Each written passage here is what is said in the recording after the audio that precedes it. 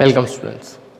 Straightness અને રાઉન્ડનેસ પછી જે મેઝરમેન્ટ જોવાના છે આપણે છે બે જીઓમેટ્રિક ટોલરન્સના, ફ્લેટનેસ અને સ્ક્વેરનેસ. નામ પરથી થોડો આઈડિયા આવ્યો જોઈએ. સ્ટ્રેટનેસ જેવું જ હશે, ફ્લેટનેસ એ સ્ટ્રેટનેસ જેવું જ હશે, એમાં કોઈ ખાસ ફેરફાર નહીં હોય. સ્ટ્રેટનેસ આપણે કોઈ લાઇનમાં મેઝર કરતા હતા, જ્યારે ફ્લેટનેસ છે એ બે લાઇન વચ્ચેના માપને મેઝર કરવાનું છે. બે મિનિમમ માપ આપણે લઈ લઈએ લાઇનો વચ્ચેના, અને એ માપો વચ્ચે જેનું સરફેસ છે એની ફ્લેટનેસ એ કેવી રીતે મેઝર કરવી.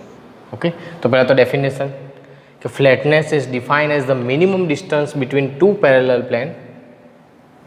એટલે એકચ્યુઅલી સરફેસ છે ગમે તેટલા લંબાઈની હોઈ શકે છે, પણ આમાં બે પેરેલલ પ્લેન એવા લેવાના છે આપણે કે જેથી એ બેનને વચ્ચેની જે ઇરેગ્યુલારિટી છે એ આખા પ્લેન માટે આપણે એક્ઝામાઇન થઈ શકે, આખા સરફેસ માટે એક્ઝામાઇન થઈ શકે. તો એ જે ઇરેગ્યુલારિટી છે એને ફ્લેટનેસ કહીશું. એટલે flatness is define as the minimum distance between two parallel plate. બે પેરેલલ પ્લેટ લેવાની છે અને એ પ્લેન વચ્ચેની, અથવા પ્લેન લો કે લાઇન લો, એ બે પેરેલલ ડિસ્ટન્સ વચ્ચે જે ઇરેગ્યુલારિટી છે એ બધી જ જે આખા સરફેસ માટે થતી હોય એ જ બતાવતી હોય, તો એ થઈ ફ્લેટનેસ. એટલે વન ટાઈપ ઓફ સ્ટ્રેટનેસ જ થઈ, પણ સ્ટ્રેટનેસ આપણે કોઈ એક લાઇન માટે જોતા હતા, એની જગ્યાએ આમાં બે લાઇન વચ્ચેનું એક મિનિમમ ડિસ્ટન્સ, એના વચ્ચે જે મેઝરમેન્ટ લેવાનું છે એને કહીશું ફ્લેટનેસ. એટલે flatness define as the minimum distance between two parallel plane which cover all the surface. એટલે આખા સરફેસની જે ઇરેગ્યુલારિટી છે એને કવર કરતી હોય તો એ સરફેસ અંડર એક્ઝામિનેશન છે એ ફ્લેટનેસ કહેવાય. શું કહેવાય? ફ્લેટનેસ કહેવાય. ઓકે, એટલે આપણે જે સરફેસ છે આખું મેઝર કરવાનું છે, કોઈ લાઇન પૂરતું મેઝર કરવાનું નથી. બે લાઈનો છે, બે પેરેલલ પ્લેનો છે, એનું વચ્ચેનું બી તમે મેઝર કરો તો પણ તમને ફ્લેટનેસ મળી જાય છે. એટલે એક આખા સરફેસ છે તો બે એવી લાઈન લેવાની, પણ તમારે એ રીતે રેન્ડમ પસંદગી કરવાની કે એ રિઝલ્ટ છે એ સમગ્ર સરફેસ માટે લાગુ પડે. Okay, flatness testing.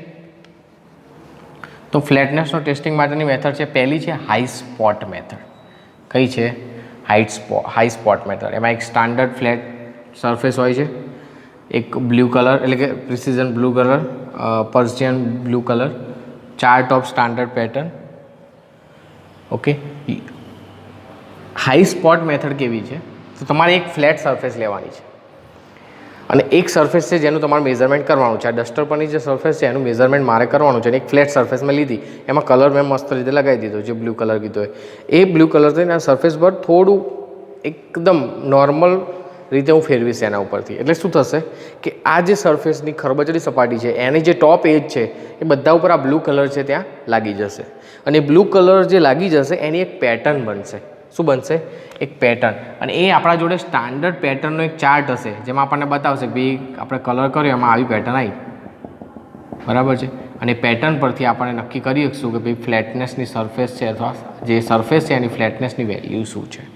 એ ચાર્ટ પરથી જ નક્કી થશે, સ્ટાન્ડર્ડ ચાર્ટ જ હશે પેટર્નનો. ઓકે, આપણને આનાથી શું કે જ્યારે નાના સરફેસ હોય ત્યાં સુધી જ આ હાઈ સ્પોટ મેથડ જે છે યુઝ થાય છે, અને એક્ઝેક્ટ વેલ્યુ મળતી નથી. આપણે તો ચાર્ટ પરથી હવે કોઈ વધારે ફોર્સ આપે, કોઈ ઓછું ફોર્સ આપે, એટલે એક્ઝેક્ટ કોઈ વેલ્યુ ફ્લેટનેસની મળતી નથી, પણ થોડી ઘણી માહિતી તમને મળી જાય. અને જે સ્ટાન્ડર્ડ પેટર્ન છે, પેટર્ન અલગ અલગ હોઈ શકે છે, એ પેટર્ન પરથી તમે એની જે ફ્લેટનેસ છે માપી શકો છો. શેમાં? હાઈ સ્પોટ મેથડમાં. નેક્સ્ટ છે લિક્વિડ એજ મેથડ. એમાં સેમ એવું જ છે, પણ આ ગ્લાસ માટે બરાબર પોલિશ ગ્લાસ હોય છે, પ્લેટને યુઝ કરવાનો છે, પેપર, સ્પિરિટ લેવલ અને બ્રશ, એની મદદથી આપણે જે ફ્લેટનેસ છે મેઝર કરવાનું છે. આ જે છે ઓપ્ટિકલ ક્ષેત્રોમાં જ યુઝ થાય છે. ઓપ્ટિકલ એટલે આપણે જે આ મેથડ જોઈશું, ઓપ્ટિકલ ફ્લેટ મેથડ, એના પરથી તમને ખ્યાલ આવી જશે. એમાં જે રેસનો યુઝ કરીએ છીએ એની જગ્યામાં સ્પિરિટ લેવલનો પણ યુઝ થઈ શકે છે. ઓકે, તો આ થઈ લિક્વિડ એજ મેથડમાં કેવું છે, માપવાની ફ્લેટનેસ જ છે. એના માટે આપણે એક ગ્લાસ પ્લેટ હોય છે જે પોલિશ હશે, પરફેક્ટ પોલિશ, બરાબર. અને એ જે છે આપણે જે પણ સરફેસ છે એની ફ્લેટનેસ મેઝર કરવાનું છે, એ ફ્લેટ જે સરફેસ છે એની ઉપર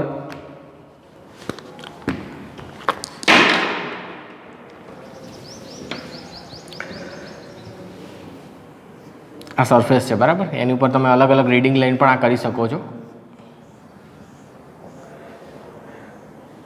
લિક્વિડ એજ મેથડ છે, બરાબર. સ્પિરિટ, હવે આ બીજી એક મેથડ છે જેમાં સ્પિરિટ લેવલનો પણ યુઝ થાય છે. અલગ અલગ આ રીતે માર્કિંગ કરીને તમે અલગ અલગ લેવલે જે સ્પિરિટ લેવલ છે એને ગોઠવીને બી આનું રીડિંગ લઈ શકો છો. અને આ રીતે ફ્લેટનેસ મેઝર કરી શકો છો. ઓપ્ટિકલ ક્ષેત્રે પાછી અલગ રીતે યુઝ થાય છે, એમાં પોલિશ ગ્લાસનો યુઝ થાય છે.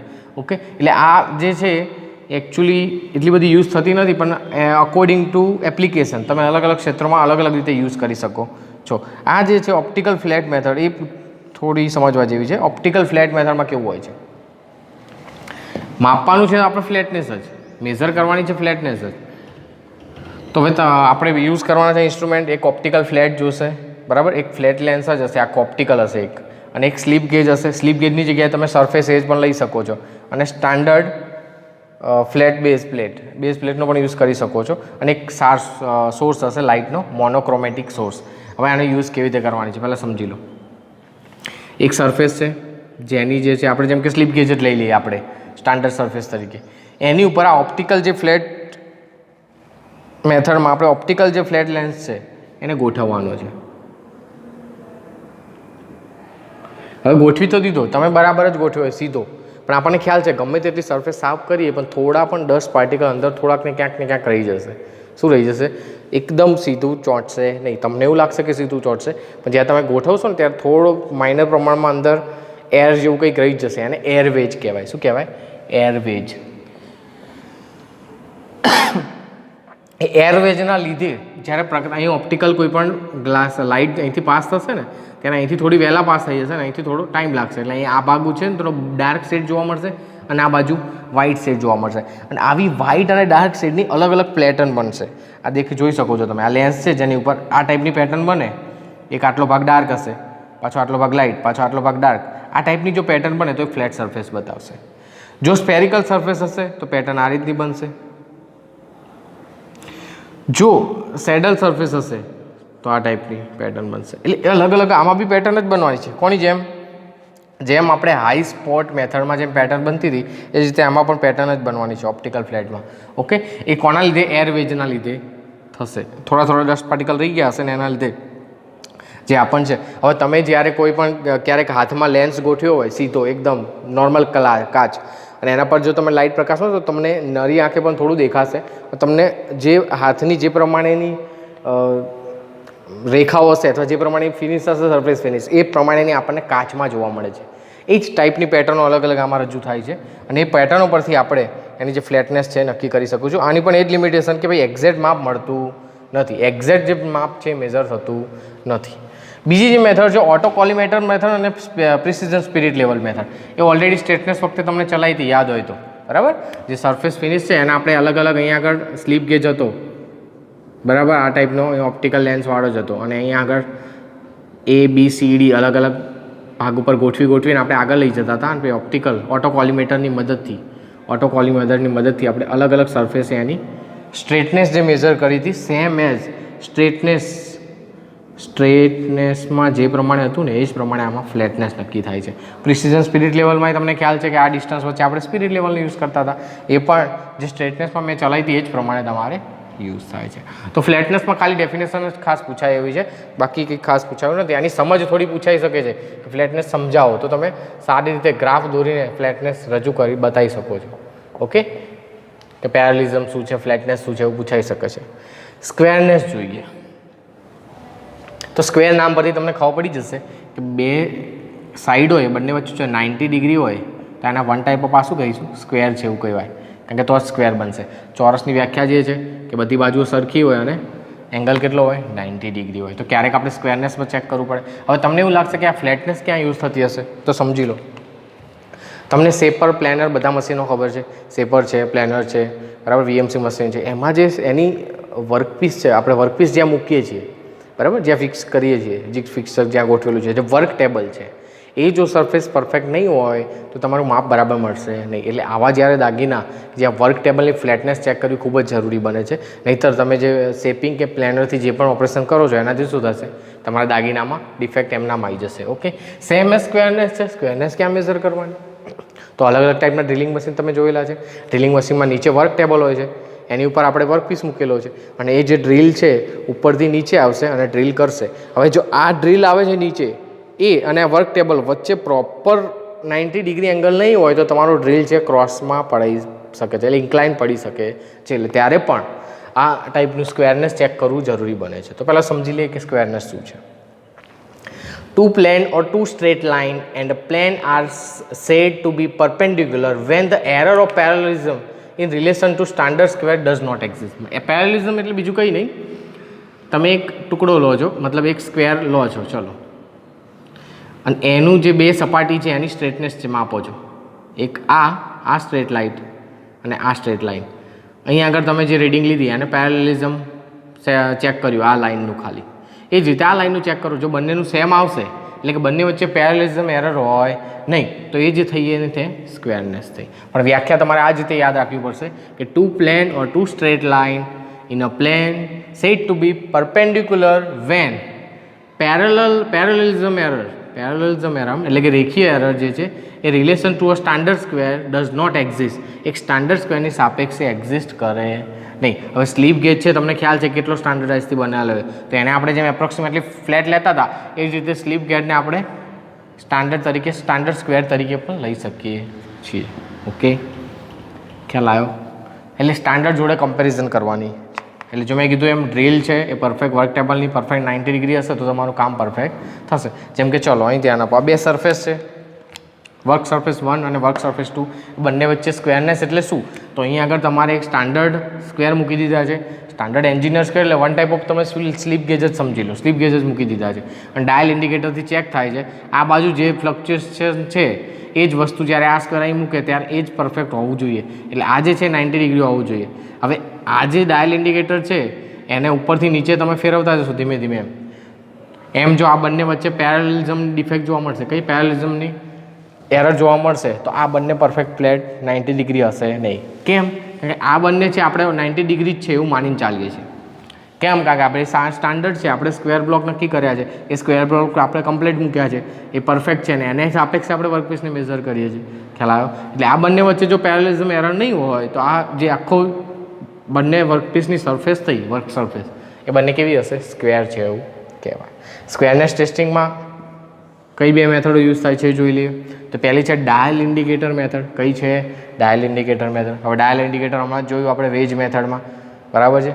નોર્મલી જો કોઈ પણ આ સ્ક્વેરનેસ હોય, રાઉન્ડનેસ હોય, સ્ટ્રેટનેસ હોય, બરાબર, કે ફ્લેટનેસ હોય, એમાંથી બે જ જે મેથડ છે મોસ્ટ ટાઈમથી પૂછાય છે એક્ઝામમાં. એ પહેલી છે સ્ટ્રેટનેસની વેજ મેથડ અને બીજી છે V block and dial indicator method. એ જ રીતે આમાં પણ ડાયલ ઇન્ડિકેટર યુઝ કરવાનું છે. કઈ રીતે યુઝ કરવાનું છે? તો આપણે સરફેસ પ્લેટો લેવાની છે.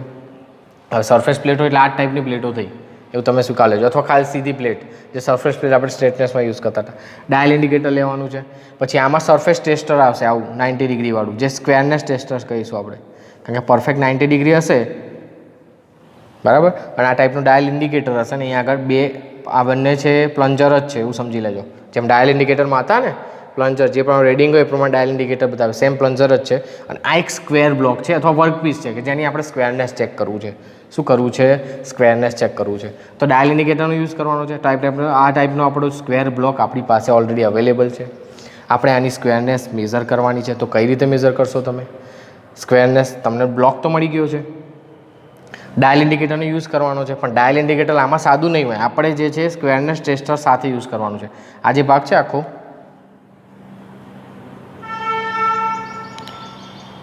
આ છે સ્ક્વેરનેસ ટેસ્ટર. શું છે? Squareness tester. આ સ્ક્વેરનેસ ટેસ્ટર, અહીં ડાયલ ઇન્ડિકેટર, આ જે પ્લન્જર હશે, આ બંને જે છે પ્લન્જર છે, એટલે રીડિંગમાં જો ફેરફાર હશે તો આપણને જોવા મળશે. તો આકૃતિમાં દર્શાવ્યા પ્રમાણે આપણે જે વર્કપીસ છે એની ABCD એ જે સપાટી છે એની આપણે શું ચેક કરવી છે? સ્ક્વેરનેસ ચેક કરવી છે. તો આકૃતિમાં દર્શાવ્યા પ્રમાણે જ, એટલે અકોર્ડિંગ ટુ ફિગર આપણે વર્કપીસને ગોઠવવામાં આવે છે. એની સાથે સ્ક્વેરનેસ ટેસ્ટર સાથેનો ડાયલ ઇન્ડિકેટર ગોઠવવામાં આવે છે. સ્ક્વેરનેસ ટેસ્ટર એટલા માટે કહેવામાં આવે છે કે આ જે છે ને પરફેક્ટ 90 ડિગ્રી છે એવું આપણે માની લેવાનું.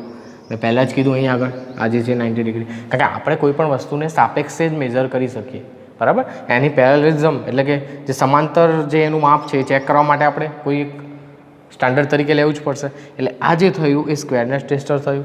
અહીં આગળ વર્કપીસ ગોઠવી દીધું, એ બી સપાટી છે, આ ડાયલ ઇન્ડિકેટર છે, આ સ્ક્વેરનેસ ટેસ્ટર અહીં બરાબર જ ગોઠવેલું છે, પ્લન્જર છે. ચલો, આ જે રીડિંગ આવી ગયા ડાયલ ઇન્ડિકેટરના, ઓકે, એ બી સપાટી માટેના રીડિંગ થયા.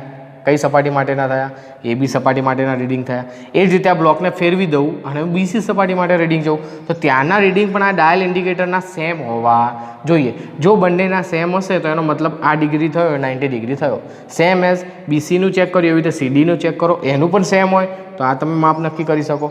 CDનું ચેક કર્યું એવું ADનું ચેક કરો, એના પરથી તમને ખ્યાલ આવી જાય. ઇન શોર્ટ આ ચારેય સપાટી છે એના જો આ ફ્લક્ચ્યુએશન છે ડાયલ ઇન્ડિકેટરનું એ જો સેમ આવે તો તમે રીડિંગ કેવા લઈ શકશો? પરફેક્ટ લઈ શકશો. હવે આમાં જેમ છે ડાયલ ઇન્ડિકેટરમાં તમારું એરર હશે તો તમારા માપમાં પણ એરર જોવા મળશે. ઓકે, જો તમારું સ્ક્વેરના ટેસ્ટર બરાબર નહીં હોય તો એમાં પણ માપમાં ફેરફાર જોવા મળશે. આમાં તમે બે પરપેન્ડિક્યુલર સપાટી ચેક કરો છો. કેવી સપાટી? પરપેન્ડિક્યુલર સપાટી, તો જ તમારું સ્ક્વેર બનશે. પરપેન્ડિક્યુલર સપાટી ચેક કરશો, જો બરાબર આવશે, ઇન્ડિકેશન સેમ હશે તો 90 ડિગ્રી બંને વચ્ચેનો એંગલ એવું આપણે લઈ શકશું. ખ્યાલ આવ્યો? એટલે ઘણીવાર આમાં કેવું હોય છે, સ્ક્વેરના ટેસ્ટર છે એ લગભગ આપણે કોઈ પણ 90 ડિગ્રીવાળો તમે બ્લોક જોજો એમાં એપ્રોક્સિમેટલી 90 ડિગ્રી હશે નહીં. તમને જોઈને માપશો ને તો તમને લગભગ રીડિંગ નહીં મળે. એટલે આમાં ઘણીવાર એરર જોવા મળે છે. બરાબર, આ સ્ક્વેરના ટેસ્ટર ઉપર ડિપેન્ડ છે, તમારી ઘણી એરર જોવા મળે છે. જો ડાયલ ઇન્ડિકેટરમાં ફ્લક્ચ્યુએશન હશે તો એમાં પણ એરર જોવા મળશે. તો ડાયલ ઇન્ડિકેટર મેથડ છે જે સ્ક્વેરનેસ ટેસ્ટિંગમાં યુઝ થાય છે. બરાબર, એમાં આપણે સરફેસ પ્લેટનો યુઝ કરીએ છીએ. નીચે છે ને સરફેસ પ્લેટ ગોઠવેલી છે, કારણ કે નીચે આપણે કોઈ પણ એક સ્ટાન્ડર્ડ તો એવું લેવું પડશે ને કે જે સીધું છે એવું સ્વીકારી લઈશું આપણે. તો એના તરીકે આપણે સરફેસ પ્લેટ લેવાની છે અને એની ઉપર જ આ બ્લોક ગોઠવી દેવાના છે. Dial indicator, squareness tester check કરી લીધું, રીડિંગ આવ્યા બરાબર, બધી સપાટી આપણને પરફેક્ટ પરપેન્ડિક્યુલર દેખાઈ ગઈ. જો બધી સપાટી પરફેક્ટ પરપેન્ડિક્યુલર મપાઈ ગઈ તો એનો મતલબ સ્ક્વેરનેસ કમ્પ્લીટ છે. અથવા આમાં બી આપણે કેવું છે કે બહુ મોટું વેરિએશન હોય તો નહીં ચાલે, નાનું મોટું વેરિએશન હશે તો એક્સેપ્ટેબલ હશે. ઓકે, નેક્સ્ટ એવી જ મેથડ છે ઓટો કોલિમેટર મેથડ. નામ પરથી ખબર પડી ગયું હશે ઓટો કોલિમેટરનો યુઝ થશે. આ મેથડમાં કેવું છે કે તમારે જે સરફેસ ચેક કરવાની છે ત્યાં આગળ આપણે અલગ અલગ મિરર બ્લોક ગોઠવવાના છે. શું ગોઠવવાના છે? મિરર બ્લોક ગોઠવવાના છે. અને પછી એની જે છે એ સ્ટ્રેટનેસ ચેક કરવા અથવા સ્ક્વેરનેસ ચેક કરવાની છે. આમાં ડાયરેક્ટ ચેક થઈ જશે. જેમ કે ચલો અહીં આગળ આ સરફેસ A ગોઠવેલું છે, સરફેસ B ગોઠવેલું છે, બંને સરફેસ ગોઠવેલા છે. અહીં આગળથી આપણે ઓટો કોલિમેટરમાંથી લાઇટ પાસ થશે. અહીં વર્ક જે છે બેઝ સાથે હશે. આ જે છે બેઝ છે, મિરર બ્લોક વિથ બેઝ, જે તમારે ઓટોમેટિક ઓટો કોલિમેટર ગોઠવ્યું એ પ્રમાણે જ અહીંથી લાઇટ જશે, આ બ્લોકમાંથી નીકળશે. અહીં આગળ એક ઓપ્ટિકલ સ્ક્વેર બ્લોક હશે. કેવો હશે? Optical square block. Optical square block એટલે એવો બ્લોક કે જ્યાં આગળ લાઇટ ઇન થશે તો એમાંથી જે એક્સટર્નલ તરીકે અથવા જે એક્ઝિસ્ટ થાય છે, બહાર નીકળે છે, એ લાઇટ એ ઇનસાઇડ જે જાય છે અને આઉટસાઇડ જાય છે, બંને વચ્ચેનો એંગલ કેવો હશે? 90 ડિગ્રી.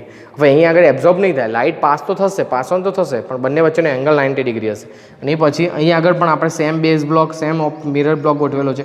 અને આની ને એની જે પ્રકાશનું જે છે રિફ્લેક્શન છે એના આધારે તમે નક્કી કરી શકશો કે આ જે સરફેસ આપણે જે મેઝર કરવાની છે એ સરફેસ પરફેક્ટલી સ્ક્વેરમાં છે કે નહીં, અથવા એની સ્ક્વેરનેસ પરફેક્ટ છે કે નહીં. આમાં પણ આપણે રેફરન્સ સરફેસ તરીકે એક લેવાનું છે અને બીજું સરફેસની સ્ક્વેરનેસ ચેક કરવાની છે. એ રીતે છે. જો તમે એમાં કોઈ એરર રાખશો, જો આપણો લીધેલા સરફેસમાં કોઈ એરર હશે તો કોઈ પણ મેથડ હોય, તમારી જો સરફેસ પ્લેટ, તમારા સ્લીપ ગેજ જે તમે સ્ટાન્ડર્ડ તરીકે લો છો એમાં જો એરર હશે તો તમારા બધા જ માપમાં એરર જોવા મળશે કોઈ પણ મેથડમાં.